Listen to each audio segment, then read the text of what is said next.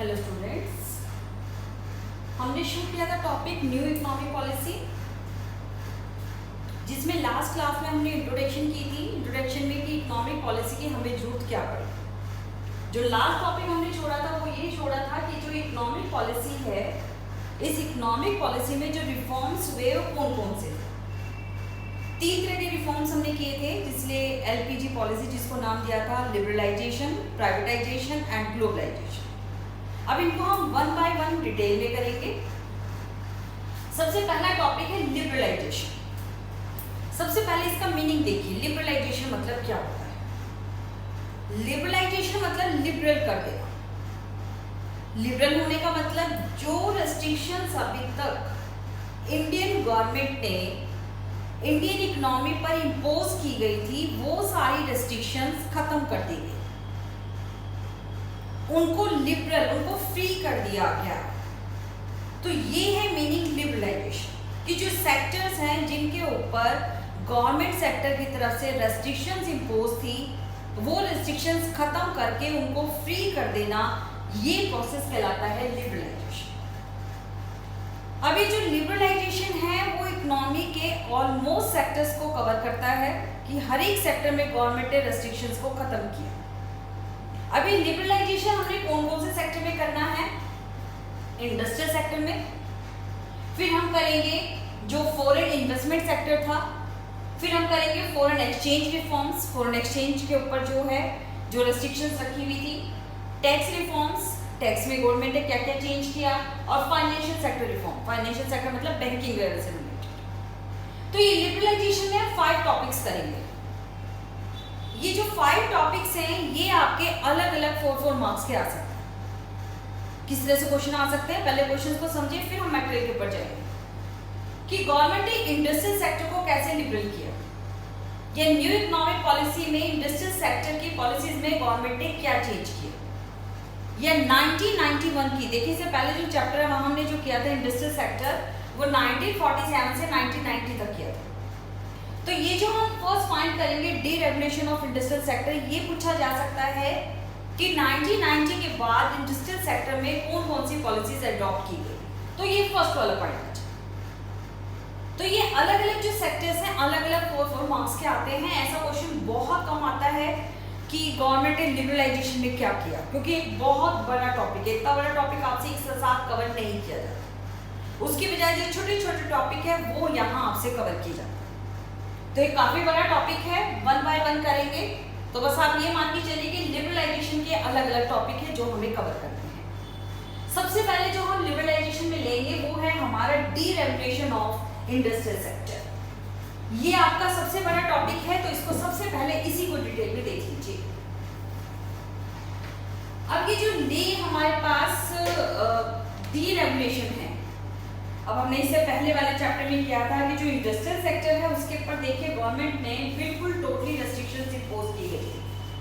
बहुत सारे कंट्रोल्स थे, जैसे आप देखिए हमने कहा था कि गवर्नमेंट सेक्टर से लाइसेंस लेना पड़ता था प्राइवेट सेक्टर को। फिर हमने कहा था कि जो पब्लिक सेक्टर है उसके पास बहुत सारी चीज़ों का रिजर्वेशन था जिसमें प्राइवेट सेक्टर प्रोड्यूस नहीं कर सकता था। फिर हमने कहा था कि जो इंडस्ट्रियल यूनिट है उनके लिए अगर उनको स्टार्ट करना है तो गवर्नमेंट से एक लंबा प्रोसीजर था, तब गवर्नमेंट इसको परमिशन देती, तब जाकर लंबे जो प्रोसीजर के बाद में उनको परमिशन मिलती थी। या हमने इसमें जो किया स्मॉल स्केल इंडस्ट्रीज में हमने किया कि स्मॉल स्केल इंडस्ट्रीज के लिए गवर्नमेंट ने करीब 700 गुड्स को जो रिजर्वेशन दिया हुआ था। तो ये सारी रेस्ट्रिक्शंस थी। इन रेस्ट्रिक्शंस के बाद हमने लास्ट चैप्टर में देखा था कि जो इंडस्ट्रियल सेक्टर के रिफॉर्म्स थे उसमें हमने क्या देखा था कि लास्ट में कैसे डिसएफिशिएंसी हो गई थी। गवर्नमेंट सेक्टर में बिल्कुल कोई भी प्रोडक्शन इंक्रीज नहीं हो रहा था, लगातार लॉस में चल रहे थे। प्राइवेट सेक्टर को परमिशन थी नहीं प्रोडक्शन करने की बहुत सारे एरियाज में। तो इन सबको देखते हुए गवर्नमेंट ने जो 1991 की पॉलिसी थी, जिसको हम न्यू इकोनॉमिक पॉलिसी कहते हैं, उसमें हमने इंडस्ट्रियल सेक्टर में क्या क्या रिफॉर्म्स किए वो हम यहाँ देखेंगे। ये चाहे तो आप सारा, जैसे मैं बोल रही हूँ वीडियोस को बार बार मैं कहती हूँ हर एक वीडियो में, कि बार बार आप देखकर उनको पॉइंट्स को नोट कर सकते हैं। सबसे पहले जो गवर्नमेंट ने किया कि जो इंडस्ट्रीज थी, उस समय ऑलमोस्ट 90% ऐसी इंडस्ट्रीज थी जिसके लिए प्राइवेट सेक्टर को लाइसेंस लेना पड़ता।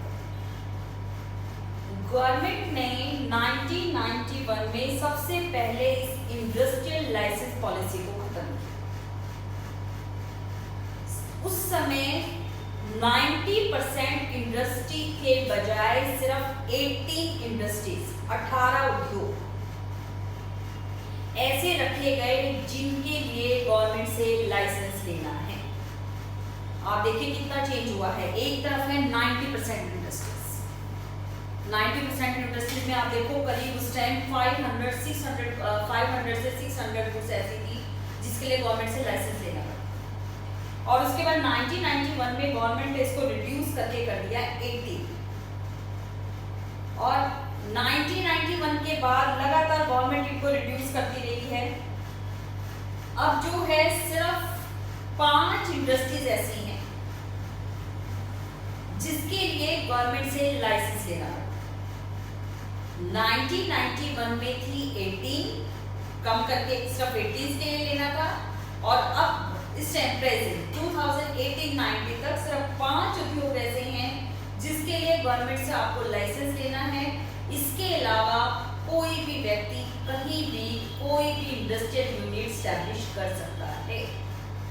ये जो 5 इंडस्ट्रीज हैं जिसके लिए गवर्नमेंट से लाइसेंस लेना पड़ता है, इनके नाम अच्छे से याद कर लीजिएगा। नाम मैं बता रही हूँ, एमसीक्यू में आ सकता है कुछ। अल्कोहल, आपको पता है शराब की दुकान बेचने के लिए या शराब की फैक्ट्री लगाने के लिए लाइसेंस लेना पड़ता है। सिगरेट, उसके बाद कुछ हैं आपके पास केमिकल्स, सब केमिकल्स नहीं है सारे कैटेगरी में। कुछ हैजर्ड्स केमिकल्स होते हैं, खतरनाक रसायन होते हैं जिसके लिए गवर्नमेंट से लाइसेंस लेना पड़ता है। फिर इलेक्ट्रॉनिक एरोस्पेस और डिफेंस इक्विपमेंट, इंडस्ट्रियल एक्सप्लोजर। तो ये 5 चीजें हैं, alcohol, cigarette, hazard chemicals, defence equipment और इंडस्ट्रियल एक्सप्लोसिव। तो जैसे इंडस्ट्रियल एक्सप्लोसिव में तेजाब वगैरह है, जो आपके पास एसिड है, इनके लिए गवर्नमेंट से लाइसेंस लेना पड़ता है इन चीजों के प्रोडक्शन। तो आप ये देखिए कि अब कितनी सारी चीजें ऐसी हैं, सिर्फ 5 चीजें ऐसी हैं जिनसे गवर्नमेंट के लिए लाइसेंस लेना है। उसके अलावा कहीं भी हो, वहां पहले देखिए आप 1991 से पहले 500 से 600 तक गुड्स ऐसी थी जिनके लिए गवर्नमेंट से लाइसेंस लेना पड़ता था। ये हुआ इंडस्ट्रियल सेक्टर का first reform.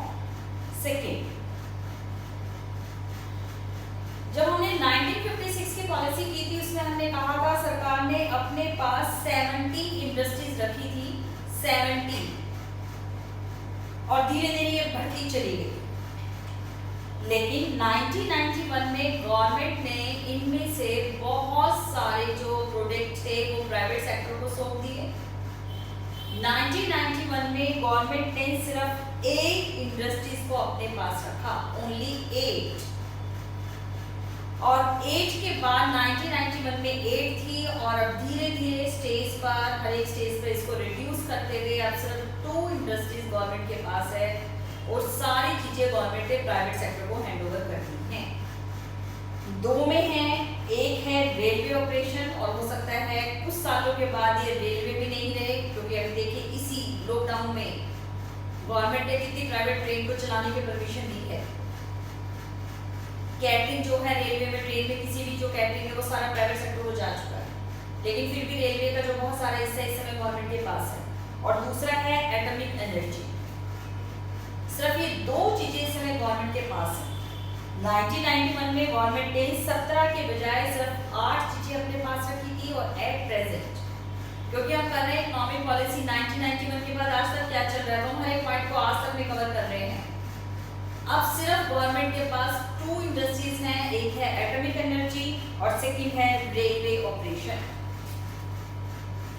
Third reform industrial sector में जो स्मॉल स्केल इंडस्ट्रीज थी उसके लिए हमने देखा था, जो लास्ट क्लास में जब हमने किया था इंडस्ट्रियल सेक्टर का, कि उसके लिए कितनी सारी चीजें थी। लास्ट में 836 गुड्स ऐसी हो गई थी जो स्मॉल स्केल इंडस्ट्रीज के लिए रिजर्व हो गई थी, 836। तो इससे स्मॉल स्केल इंडस्ट्रीज के लिए जब ये रिजर्व हो गए तो लार्ज स्केल इंडस्ट्रीज इसमें कोई इन्वेस्टमेंट नहीं कर पा रही थी। गवर्नमेंट ने फिर इनके लिए डी रिजर्वेशन की पॉलिसी अपनाई, और डी रिजर्वेशन की पॉलिसी अपनाते हुए धीरे धीरे इन आइटम्स को कम किया गया। आइटम्स को कम करने का मतलब जैसे पहले चिप्स हैं, चिप्स सिर्फ स्मॉल स्केल इंडस्ट्रीज बना सकती थी, लेकिन 1991 में गवर्नमेंट ने चिप्स को हटा दिया स्मॉल स्केल इंडस्ट्रीज की रिजर्वेशन से। स्मॉल स्केल इंडस्ट्रीज की रिजर्वेशन से हटाने के बाद चिप्स जो है आजकल आप लेज और ये सब अंकल चिप्स ये सब खाते हैं, लार्ज स्केल पे बन रही है, ये लार्ज स्केल इंडस्ट्रीज में बन रही है ये सारी चीजें, मल्टीनेशनल कंपनीज इनको बना रही है। तो ये गवर्नमेंट ने धीरे धीरे रिड्यूस करके 2007 तक गवर्नमेंट इनको 114 पर ले आए, 836 से 114 धीरे धीरे किया गया, एक साथ नहीं किया गया, क्योंकि इससे स्मॉल स्केल इंडस्ट्रीज को बहुत ज्यादा लॉस हो जाता। अगर गवर्नमेंट जैसे गवर्नमेंट ने एकदम गवर्नमेंट सेक्टर के लिए इतनी कम संख्या कर दी, ऐसा नहीं कर सकती थी गवर्नमेंट स्मॉल स्केल इंडस्ट्रीज के लिए, उनको धीरे धीरे तैयार किया गया कंपटीशन को फेस करने के लिए। तो 2007 तक ये 114 हो गए, और अब सिर्फ जो हैं उसके बाद इनको 114 से घटाकर धीरे धीरे 20 आइटम्स तक ले लिया गया। और अप्रैल 2015 डेट नोट कर लीजिए, अप्रैल 2015 गवर्नमेंट ने सारे आइटम को डी रिजर्व कर दिया। सारे आइटम्स को डी रिजर्व करने का मतलब कि अब कोई भी चीज ऐसी नहीं है जो सिर्फ स्मॉल स्केल इंडस्ट्रीज बनाएंगे। अब स्मॉल स्केल इंडस्ट्रीज को कंपटीशन को फेस करना पड़ेगा, क्योंकि अब वही चीजें ये बना रहे हैं, वही चीजें लार्ज स्केल इंडस्ट्रीज बना रही हैं। अगर इनको मार्केट में ठहरना है, अपने प्रोडक्ट को सेल करना है, तो इनको कंपटीशन को फेस करते हुए अपनी वैरायटी में इंप्रूव करना पड़ेगा। 1991 से पहले ये हुआ था कि जब इनके लिए चीजें रिजर्व कर दी गई तो इनको कोई कंपटीशन नहीं था, इन्होंने अपनी क्वालिटी इंप्रूव के ऊपर कोई ध्यान ही नहीं दिया। लेकिन जब ये 2015 में जब ये सारी चीजें रिजर्व कर दी गई, स्मॉल स्केल इंडस्ट्रीज का कंपटीशन लार्ज स्केल इंडस्ट्री से हो गया, और जब आप कंपटीशन में होते हो तो जो है आप अपनी क्वालिटी भी इंप्रूव करते ही करते हो। तो अप्रैल 2015 में गवर्नमेंट ने इस जो स्मॉल स्केल इंडस्ट्रीज के लिए रिजर्वेशन पॉलिसी अपनाई थी वो टोटली खत्म कर दी। आज स्मॉल स्केल इंडस्ट्रीज के लिए कोई भी एक ऐसी चीज नहीं है जिसको सिर्फ और सिर्फ स्मॉल स्केल इंडस्ट्रीज बना सकती। स्मॉल स्केल इंडस्ट्रीज बनाती रहे, लेकिन लार्ज स्केल इंडस्ट्रीज भी उनका प्रोडक्शन कर सकती है। उसके बाद नेक्स्ट रिफॉर्म इंडस्ट्रियल सेक्टर में हम कर रहे हैं कि जो 1991 से पहले लोकेशन के हिसाब से इंडस्ट्रियल सेक्टर के ऊपर बहुत सारी रेस्ट्रिक्शंस थी, कि उसमें था कि जिस स्टेट की या जिस डिस्ट्रिक्ट की पॉपुलेशन इतने करोड़ क्रॉस हो गई उसमें आप ये वाली इंडस्ट्री स्टैब्लिश नहीं कर सकते। बहुत लंबा चौड़ा चार्ट था, लेकिन 1991 की पॉलिसी के बाद इस तरह की रेस्ट्रिक्शंस को खत्म कर दिया गया। नेक्स्ट इंडस्ट्रियल सेक्टर में जो रिफॉर्म हुआ, जो हम बार बार बात कर रहे हैं, 1991 से पहले MRTP एक्ट था, monopoly and restrictive trade policy, MRTP act, monopoly and restrictive trade policy. इस एक्ट में मैंने आपको बताया था कि जो कंपनियां बड़ी बड़ी कंपनियां हैं जिनकी एसेट्स पहले 91 में इसके लिए 5 करोड़ रखा गया और फिर रखा गया 100 करोड़, 1985 में लिमिटेशन हो गई थी 100 करोड़। जिन कंपनियों का टर्नओवर 100 करोड़ तक पहुंच जाता है, वो कंपनियां अगर नई कोई कंपनी स्टैब्लिश करना चाहती हैं तो उनके लिए गवर्नमेंट के लिए बिल्कुल अलग डिफरेंट रूल्स थे, उनको अलग से अप्रूवल लेनी पड़ती थी। सिर्फ लाइसेंस पॉलिसी से काम नहीं चलेगा, उनको एकदम अलग से सेपरेट अप्रूवल लेने पड़ते थे, और सेपरेट अप्रूवल के लिए उनको इतने सारे डॉक्यूमेंट लेने पड़ते थे जो जनरली पास होते नहीं थे। इसके पीछे गवर्नमेंट का मोटिव ये था कि जो कंपनियां अभी इतनी स्टैब्लिश हो चुकी हैं उनको मोनोपोली राइट से बचाया जाए, वही कंपनियां इकोनॉमी में सिर्फ हावी ना हो जाएं और लोगों को मौका ही नहीं मिले। इस सब से बचने के लिए गवर्नमेंट ने MRTP एक्ट लगाया था, लेकिन इफेक्ट इसका उल्टा पड़ा। जिन कंपनियों का टर्नओवर 100 करोड़ है उनके पास ही सरप्लस था, वही नई इंडस्ट्री स्टैब्लिश कर सकती थी, लेकिन उन्हीं के लिए गवर्नमेंट ने मनाही कर दी थी। तो 1991 में MRTP एक्ट को खत्म कर दिया गया। अब किसी कंपनी का टर्नओवर चाहे कितना ही है, अगर वो नई कंपनी स्टैब्लिश करना चाहती है तो गवर्नमेंट से उनको अलग से परमिशन लेने की जरूरत नहीं है। परमिशन सिर्फ उनको ही लेना है जो पहले वाली हमने 5 इंडस्ट्रीज की बात की है, चाहे उनमें से किसी का कितना ही टर्नओवर हो। मान लो वो 5 इंडस्ट्रीज को छोड़कर कोई और इंडस्ट्री है जिसका टर्नओवर अब 300 करोड़ हो गया, तो उसको गवर्नमेंट से परमिशन लेने की जरूरत नहीं है स्टैब्लिश करने के लिए।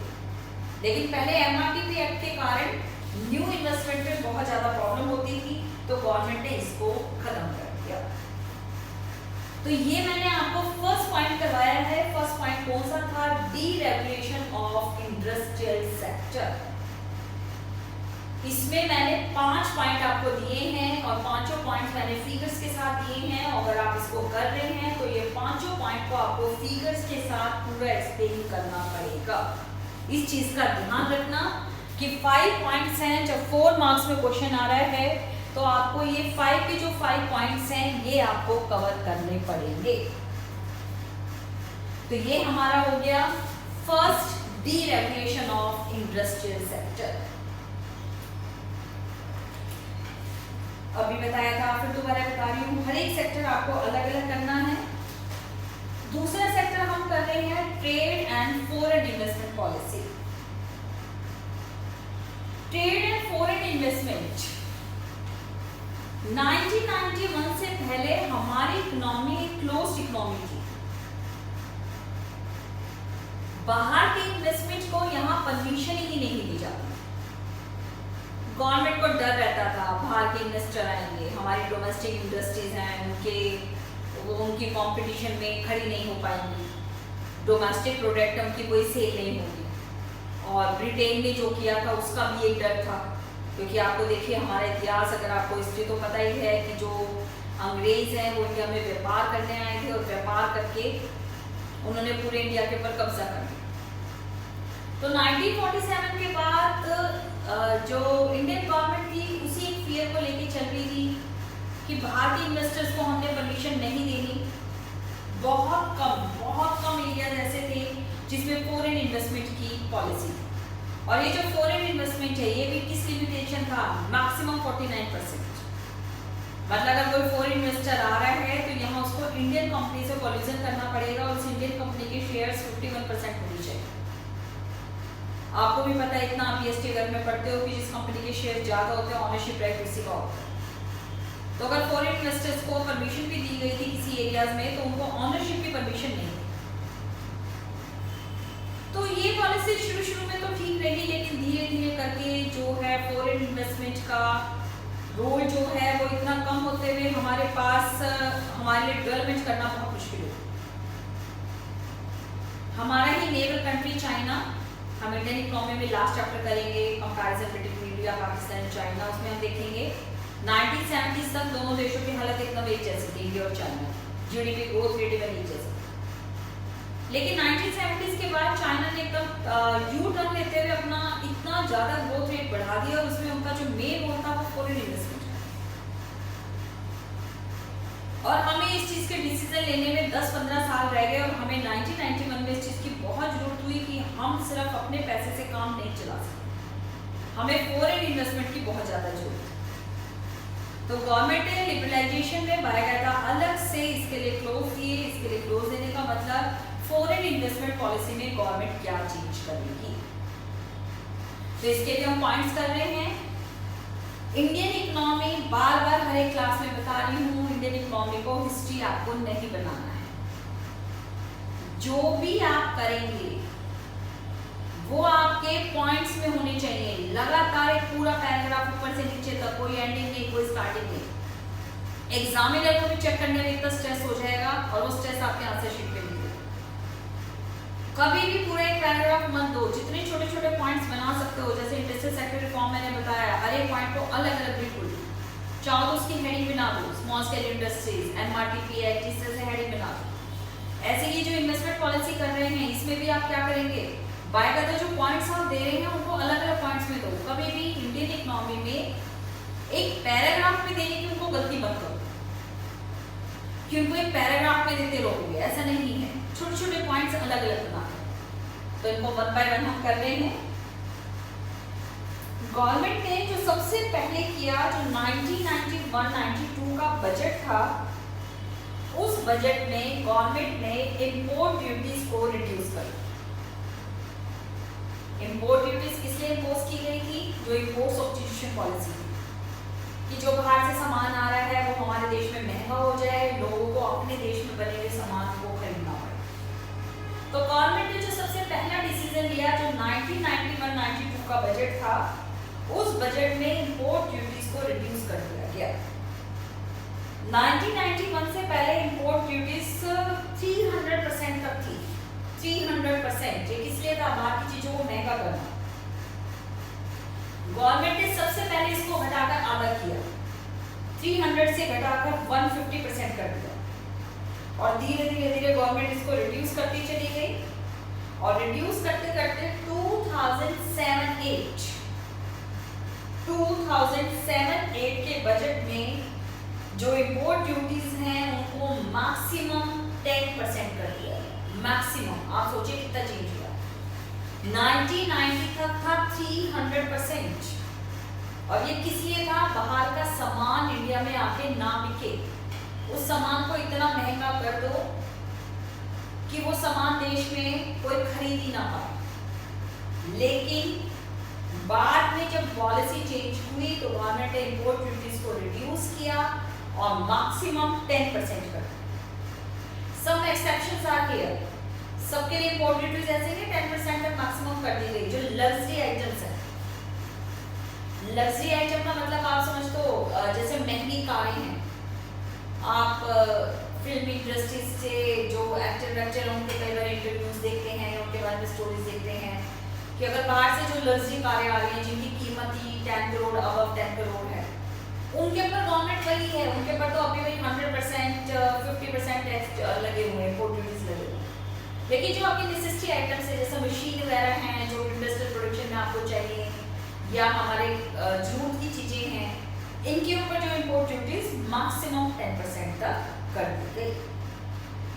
सेकेंड जो रिफॉर्म किया गया, गवर्नमेंट ने सिर्फ कस्टम ड्यूटीज को ही कम नहीं किया, इन्होंने साथ साथ उसको रैशनलाइज भी किया। रैशनलाइज का मतलब कि जो चीजें बहुत जरूरी है उनके ऊपर कस्टम ड्यूटी को 10% से भी कम कर दिया गया। और इस तरह से किया गया कि जो वर्ड जो रैशनलाइज यूज होता है कि सोच समझ के काम करना। पहले क्या होता था, जो सामान हमारे यहाँ 10 रुपए का है वो बाहर से वो सामान आपके ऊपर 100 रुपए का है, इतना फर्क होता था चीजों जिसका कोई मतलब नहीं था। सिर्फ बस ये होता था कि हाँ बाहर की चीजें महंगी मिलेगी, अपने देश की चीजें यूज करो, चाहे वो कैसी भी हो, घटिया हो अच्छी हो, आपको वही यूज करनी पड़ेगी। जो बहुत अमीर है वही बाहर की चीजें यूज करता है। लेकिन गवर्नमेंट ने इसको रैशनलाइज किया, मतलब रैशनलाइज करने का मतलब सोच समझ के करना कि दोनों चीजों में इतना भी डिफरेंस मत रखो, डिफरेंस सोच समझ के रखो। 10-20% का डिफरेंस हो कि चलो यहाँ चीज 10 रुपए की है, बाहर की चीज ज्यादा आपकी 15 रुपए की आ है, ये डिफरेंस ना हो 10 और 100। इस पॉलिसी का भी 1991 से पहले उल्टा इफेक्ट क्या पड़ा था कि डोमेस्टिक जो प्रोडक्ट थे उनकी प्राइस में इतना डिफरेंस था, तो डोमेस्टिक प्रोडक्ट ने अपनी क्वालिटी को इम्प्रूव करना छोड़ दिया। उनको पता था कि बाहर की चीजें इतनी महंगी कर दी है गवर्नमेंट ने, लोग उसको नहीं खरीद पाएंगे और लोगों को ये मजबूरी में खरीदनी पड़ेगी। तो लोगों को जब ये मजबूरी में खरीदनी पड़ेगी तो उनके पास ऑप्शन नहीं था, तो उन्होंने अपनी क्वालिटी इंप्रूव ही नहीं की। तो सिर्फ इंपोर्ट ड्यूटीज को रिड्यूस नहीं किया गया, बल्कि डोमेस्टिक और इंटरनेशनल प्राइस को रैशनलाइज किया गया कि दोनों में बहुत ज्यादा प्राइस में चेंज ना हो। थर्ड पॉइंट इसमें गवर्नमेंट ने हमने किया था इंपोर्ट सब्स्टिट्यूशन पॉलिसी में, हमने कहा था इंपोर्ट सब्स्टिट्यूशन पॉलिसी में गवर्नमेंट ने 2 रेस्ट्रिक्शंस दे दिया था। इंपोर्ट ड्यूटीज को बढ़ा दिया गया था या गवर्नमेंट ने इंपोर्ट कोटास फिक्स कर दिए थे। इंपोर्ट कोटा क्या फिक्स थे कि हाँ इतना सामान बाहर से ही आएगा। मान लो देश की जरूरत 100% है तो सिर्फ 10% बाहर से आएगा, 90% आपको देश में खरीदना पड़ेगा। तो गवर्नमेंट ने इस इंपोर्ट कोटास को, जिसको हम कहते हैं क्वांटिटेटिव रेस्ट्रिक्शंस, क्वांटिटी के ऊपर जो रेस्ट्रिक्शंस थी, क्वांटिटेटिव रेस्ट्रिक्शंस जो इंपोर्ट्स के ऊपर थी वो गवर्नमेंट ने खत्म कर दी। नेक्स्ट जो गवर्नमेंट ने इंपोर्ट के लिए लाइसेंस अनिवार्य किए गए थे कि बाहर से अगर कोई आप चीज़ इंपोर्ट कर रहे हो तो उसके लिए आपके लिए लाइसेंस लेना जरूरी है। अब गवर्नमेंट ने सिर्फ उन चीज़ों के लिए लाइसेंस लेना कंपल्सरी किया हुआ है बाहर से इंपोर्ट करने में जो या तो हैजर्ड्स फूड्स हैं, खतरनाक चीज़ें, जो खतरनाक चीज़ें हैं जैसे आपके केमिकल्स वगैरह हो गए, या जो इन्वायरमेंट को लॉस करने वाली चीज़ें कि जिससे इन्वायरमेंट को कुछ डैमेज हो रहा है। सिर्फ उन चीज़ों के लिए आप बाहर से इंपोर्ट करने के लिए आपको लाइसेंस लेना है। और चीज़ों के लिए लाइसेंस लेने की जरूरत नहीं है। जैसे मान लीजिएगा कोई मैं दवाइयाँ फैक्ट्री लगा रही हूँ, उसके लिए मुझे मशीन मंगानी है चाइना से। अब चाइना से मशीन मंगाने के लिए मुझे गवर्नमेंट से कोई लाइसेंस लेने की जरूरत नहीं। या मैंने यहाँ कोई टॉय बनाने की फैक्ट्री लगाई, उसके लिए मशीन मुझे अमेरिका से मंगवानी है, उसके लिए मुझे कोई लाइसेंस लेने की जरूरत है। अब इस तरह की चीज़ों के लिए लाइसेंस लेने की जरूरत नहीं है आपको इम्पोर्ट करने के लिए। जबकि 1991 से पहले आप कोई भी इंपोर्ट करते थे उससे गवर्नमेंट से आपको लाइसेंस लेना पड़ता था, तभी आप बाहर से सामान मंगा सकते। तो गवर्नमेंट ने क्या किया, जो फोर्थ किया कि इंपोर्ट लाइसेंस को खत्म कर दिया। उसके बाद अगला जो इम्प्रूवमेंट किया गया trade and foreign investment policy में, इसमें हम सब वो करेंगे जो बाहर से सामान आ रहा था या जा रहा था उसके ऊपर गवर्नमेंट ने कैसे रिस्ट्रिक्शंस खत्म की। कि पहले जो है एक्सपोर्ट्स और जो इंपोर्ट्स थे वो सिर्फ बहुत सारी चीजों के एक्सपोर्ट्स और इंपोर्ट्स ऐसे थे जिसको सिर्फ पब्लिक सेक्टर ही कर सकता है।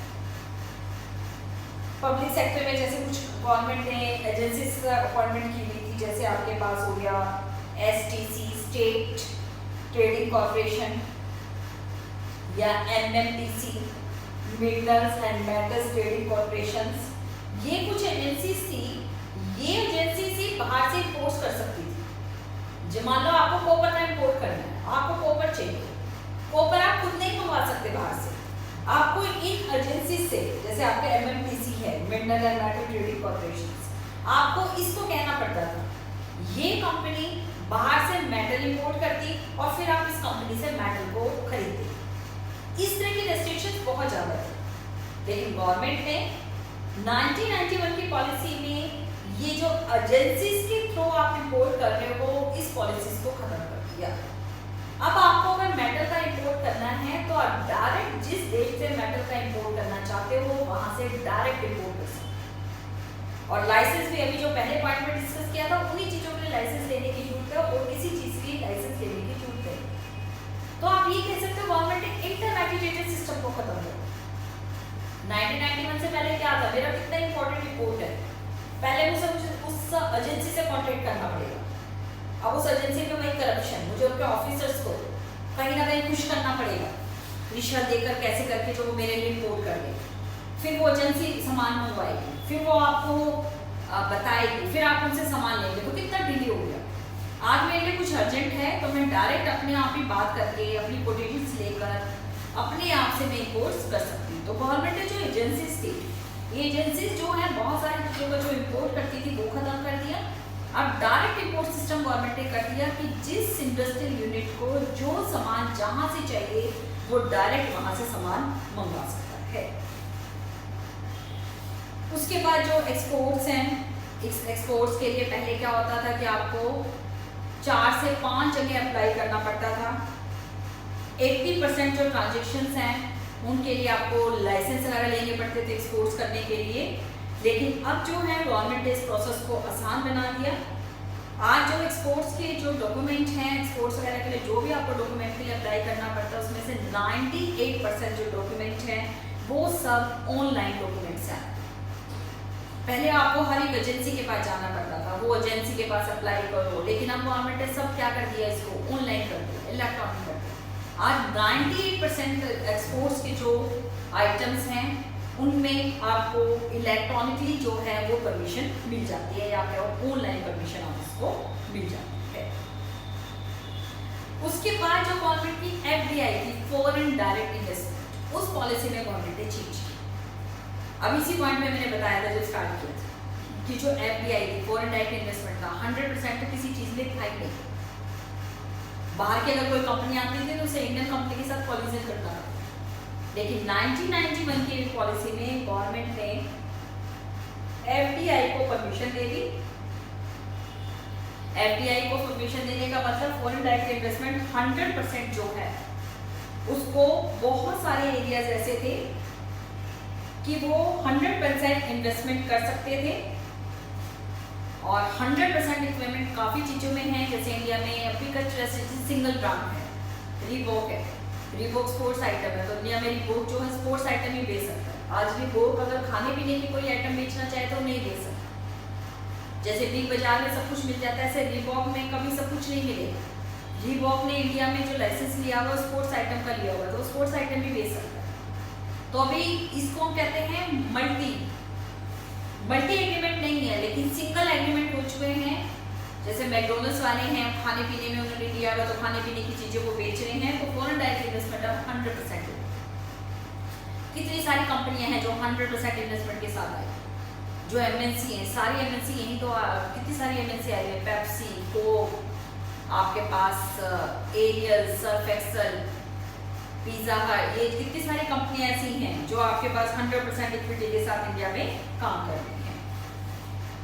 तो ऑलमोस्ट जो सेक्टर्स हैं उन सेक्टर्स में गवर्नमेंट ने एफडीआई को परमिशन दे दी है, और जिन सेक्टर्स में एफडीआई को परमिशन दी है उसमें गवर्नमेंट से अब उन कंपनियों को दोबारा परमिशन लेने की जरूरत नहीं है, सिर्फ इंफॉर्मेशन देने की जरूरत है। कुछ एरियाज ऐसे हैं जहाँ गवर्नमेंट ने अभी परमिशन नहीं दी है, लेकिन जिन एरियाज में जैसे फूड आइटम्स हैं, आपके क्लोथ्स हैं, इस सब में गवर्नमेंट ऑलमोस्ट जो है परमिशन दे चुकी है।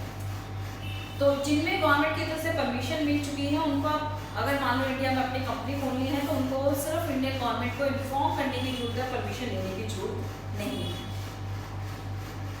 उसके बाद जो फॉरेन इन्वेस्टमेंट है उसको एनकरेज करने के लिए गवर्नमेंट ने बहुत सारी पॉलिसीज अपनाई हैं। जैसे एनआरआई है, नॉन रेजिडेंट इंडियंस, जो इंडियंस हैं बाहर जाके बस रहे हैं, अगर वो इंडिया में इन्वेस्टमेंट करना चाहते हैं तो गवर्नमेंट उनको बहुत फैसिलिटीज़ प्रोवाइड करती है, जबकि 1991 से पहले इस तरह की कोई फैसिलिटीज़ उनके पास नहीं थी। ये फैसिलिटीज़ जैसे आप देखिए, आपके पास हो गया टैक्स कंसेशन, या आपके पास हो गया टैक्स, जो इन्वेस्टमेंट है उसमें गवर्नमेंट जो है उनको टैक्स के बहुत कम, टैक्स कंसेशन का मतलब टैक्स ही मिलेगा, या बहुत लो रेट कि अगर इंडियन गवर्नमेंट इंडियन कंपनी को इन्वेस्टमेंट कर रही है उसके पास 10% टैक्स है, तो जो फॉरेन कंपनी है उसके पास सिर्फ 3% टैक्स है। एनआरआई को अगर इंडिया में आके इन्वेस्टमेंट कर रहा है तो उसे 3% टैक्स दिया जाएगा। या कॉर्पोरेट टैक्स है, अभी रिसेंटली देखिए हमारे जो फाइनेंस मिनिस्टर हैं उन्होंने टैक्स को रिड्यूस किया है। कॉर्पोरेट टैक्स होता है कॉर्पोरेट प्रॉफिट टैक्स। तो जो एनआरआई हैं, जो बाहर की कंपनियां, उनके लिए गवर्नमेंट ने इस कॉर्पोरेट टैक्स को बहुत रिड्यूस किया है। तो ये सारी चीज़ें इसलिए की गई कि फॉरेन डायरेक्ट इन्वेस्टमेंट जो है उसको ज़्यादा से ज़्यादा एनकरेज किया जाए, और ये हमारे लिए बहुत इंपॉर्टेंट है। ये आपने मैक्रो में भी किया है, ये आपने मैक्रो में किया है कि फॉरेन डायरेक्ट इन्वेस्टमेंट जो है इससे हमारे बैलेंस ऑफ पेमेंट पे कितना इफेक्ट पड़ता है। तो देखिए हम जो कर रहे हैं वो हम कर रहे हैं लिबरलाइजेशन, काफी बड़ा टॉपिक है। लिबरलाइजेशन में आपके पास अलग अलग आ सकता है, 5 पॉइंट्स हमने इसके किए। उसके बाद ट्रेड एंड फॉरेन इन्वेस्टमेंट जो पॉलिसी है 6-7 पॉइंट्स इसके करवाए हैं। पॉइंट्स बिल्कुल छोटे छोटे बनाओ, लेकिन पॉइंट जितने मैक्सिमम बन सकते हैं उनके उतने पॉइंट्स। तो ये टू एरियाज हमने इसमें कर लिए हैं। अब अगली क्लास में हम इन्हीं सारे एरियाज को जो हैं वो कंप्लीट करेंगे।